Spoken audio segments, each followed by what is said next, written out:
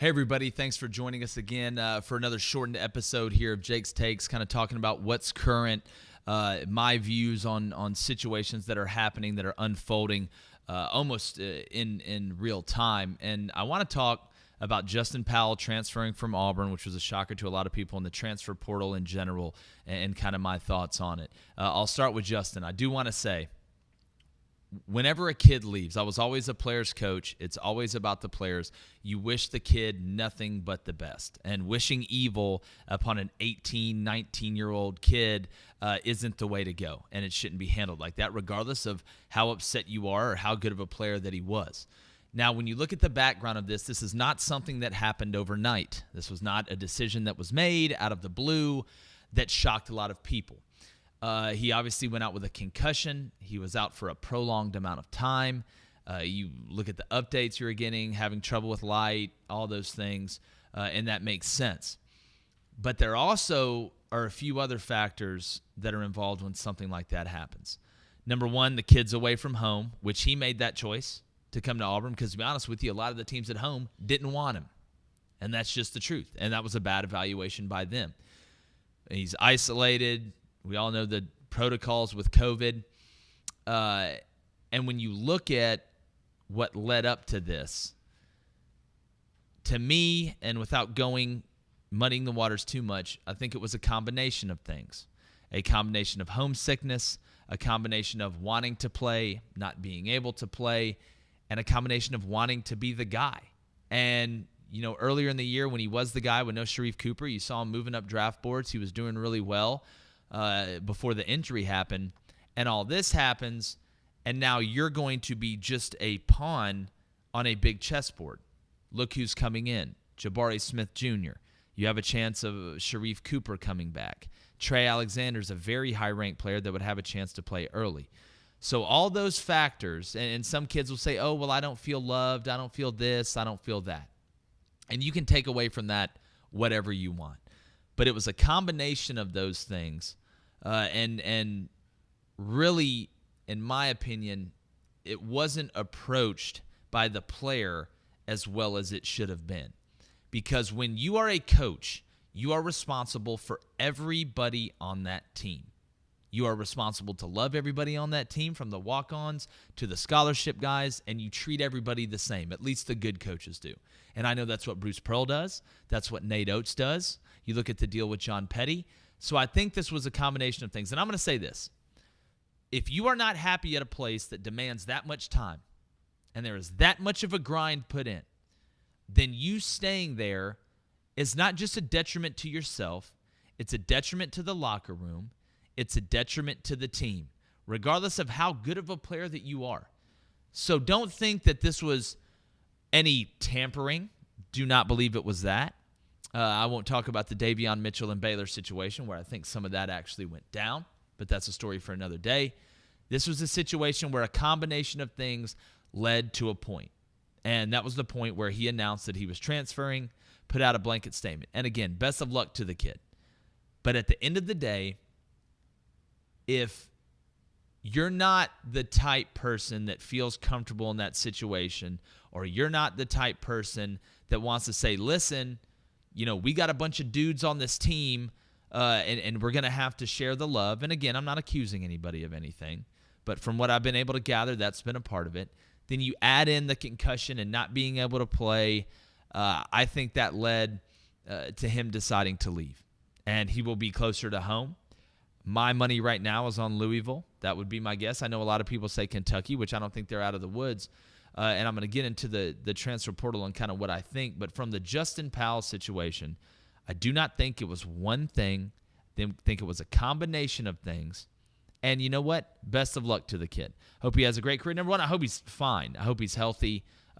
We all know mental health and brain injuries and concussions, you know, what that can lead to, especially if you get multiple ones, especially when you have a concussion and a little bit more to the severity of what it was.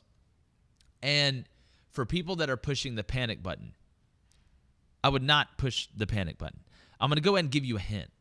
Regardless if Shareef Cooper comes back or not, that offense is going to run through Jabari Smith Jr.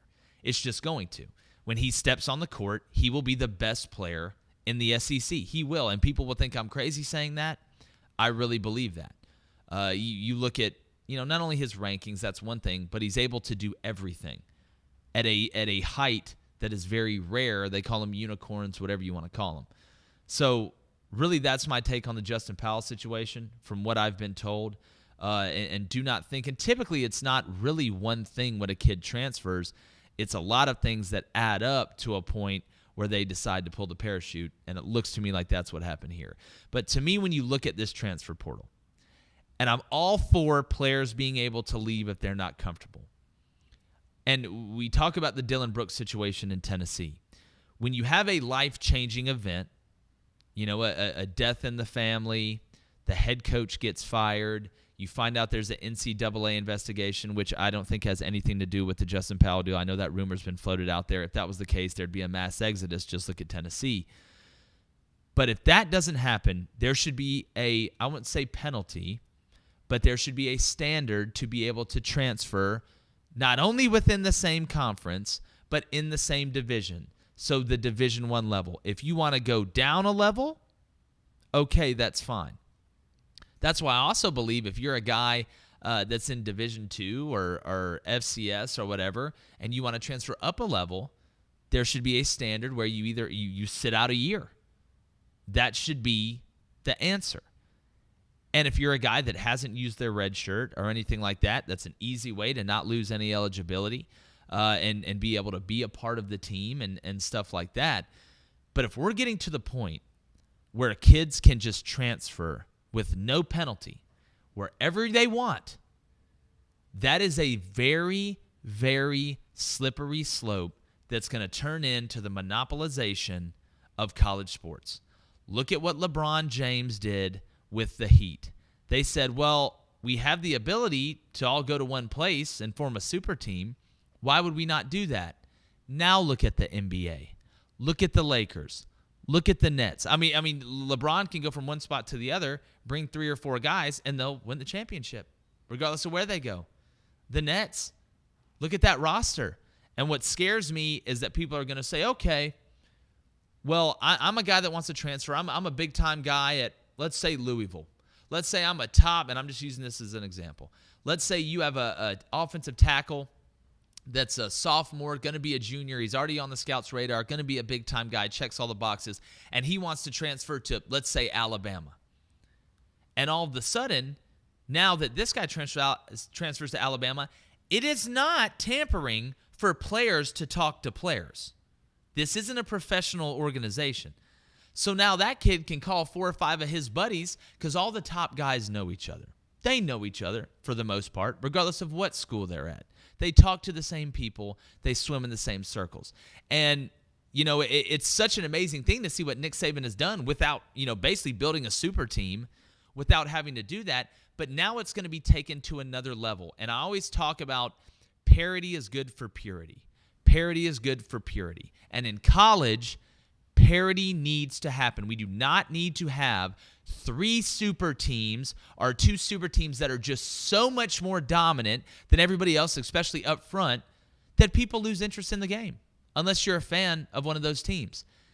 And this slope that we're going down is scary. What college basketball is doing right now is very scary, and it's going to turn into a monopolization by a handful, maybe even less of teams that take over the sport and basically ruin it for everybody else. Now, if you're going out there and you're signing number 1 recruiting classes and you're doing it the way that Saban's doing it and Dabo's doing it and these guys are doing it, that's one thing. That's part of the deal.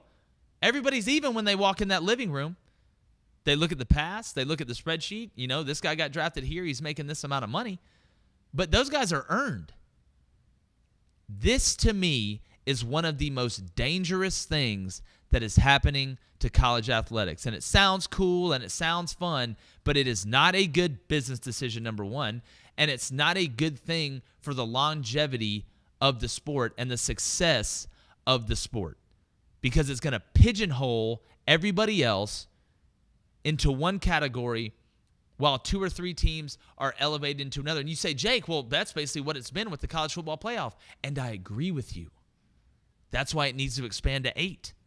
It won't water down the regular season. But that's a take for another day. So in this situation, just like it's been in the past. If you want to transfer, okay. Free country, you can do what you want. But if you're going to transfer in the same division, notice I didn't just say the same conference. If you want to transfer the same division, Division 1 to Division 1, to be able to compete in the same things for the same goals as everybody else does, there has to be a sacrifice somewhere in that.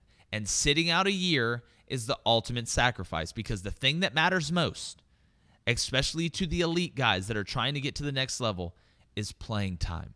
Because without playing time, there is no tape. Without tape, there's nothing to watch. There's nothing to draft. So that's my belief on it. And I don't want to get to the point where we get so far down the road with this that 5 years from now we realize, oh, wait, this is a total disaster. We have to go back to the old way.